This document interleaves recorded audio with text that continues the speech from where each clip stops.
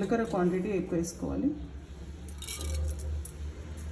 నేను ఇది ఇద్దరికి సరిపడా చేస్తున్నాను. సో దీని ప్రొసీజర్ని నేను మీకు చూపిస్తాను.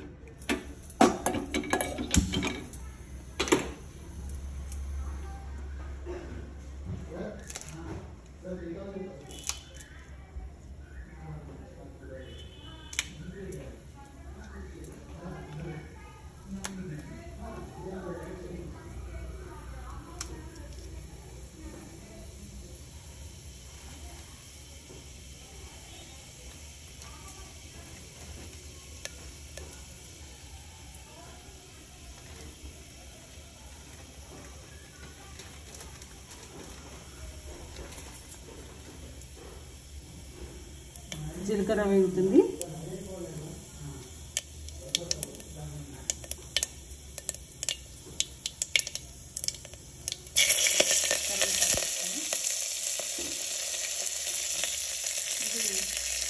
మనం కారాన్ని బట్టి కొంచెం కారం రుచి కలగాలనిపిస్తే ఒకటి లేదా రెండు మిరపకాయలు వేసుకుంటే సరిపోతుంది. బాగా కారంగా ఉన్న మిరపకాయలు అయితే ఒకటి చాలు.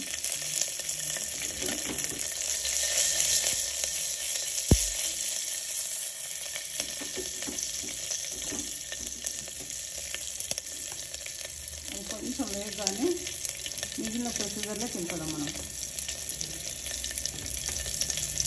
సాధారణంగా ఏదో బ్రెడ్ తినాలని తింటే బాగుంటుంది అని డాక్టర్స్ చెప్తుంటారు. ఆ టైంలో అసలు బ్రెడ్డే రుచికరంగా ఉండదు, బ్రెడ్ తినాలనిపిస్తుంది. ఏదో జ్వరం వచ్చినప్పుడు మాత్రమే బ్రెడ్ తినాలనేది ఒకటి మనకు అనిపిస్తుంటుంది. అటువంటిప్పుడు ఇది ఆల్టర్నేట్ చేసుకున్నట్టయితే దీంట్లో ఇప్పుడు నేను చేసిన ప్రొసీజర్లో సేమ్ రాగితో చేసుకోవచ్చు, అలాగే జొన్నపిండితో వేసుకోవచ్చు, బియ్యం పిండితో వేసుకోవచ్చు, బాంబే రవ్వతో చేసుకోవచ్చు, ఇట్లా అన్నిటితో చేసుకోవచ్చు. ఇది అప్పటికప్పుడు కొంచెం శక్తి వచ్చేదానికి వరుసగా డైట్ ఇచ్చి మార్చి డైట్ ఇచ్చినట్టయితే ఆరోగ్యంగా ఉంటుంది. ఇప్పుడు మీరు ప్రయత్నం చేయండి. ఇప్పుడు చూడండి కొంచెం వేగింది. దీంట్లో నేను ఇప్పుడు ఒక చెంచాడు వేస్తున్నాను అంతే, అంతకన్నా ఎక్కువ వేయను. ఒక చెంచాడు మజ్జిగ, అదే మజ్జిగలో ఒక చెంచాడు జొన్నపిండి. ఎక్కువ అవసరం లేదు, క్వాంటిటీ కొంచెమే చాలు.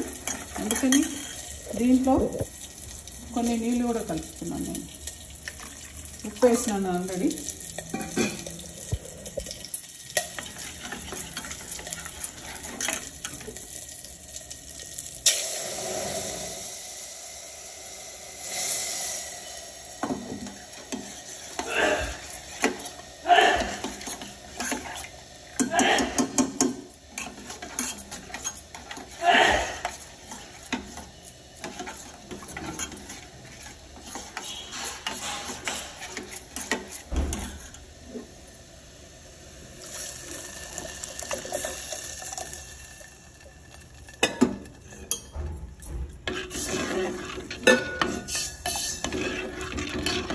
కొంచెం ఇది మరిగితే సరిపోతుంది.